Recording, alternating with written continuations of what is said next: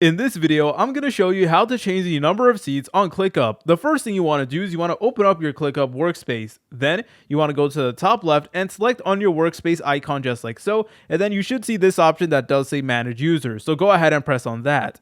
You will then be brought to a page that looks like this. Now, believe it or not, Clickup allows you to have an unlimited amount of seats or members on your workspace, which is honestly really cool. And if you wanted to go ahead and increase it, then you need to go ahead and actually add someone to your workspace. So all you want to do is you want to go to the bar right over here and just type in that person's email address. And then from here, you guys could select their permission. So they could be a member, a limited member, a guest, or a admin as well. And all you need to do is go ahead and invite them. However, if you want to decrease the amount of members, then you will need to go ahead and kick someone out. So let's say, for example, we want to kick out this individual here. What we need to do is we need to go ahead and press on these three dots, and then we need to go ahead and press on cancel invites, or there might be a different button that does say like delete member or something along those lines, but it's honestly that simple. If you guys found this video helpful, make sure to leave a like and subscribe. I'll see you in the next tutorial.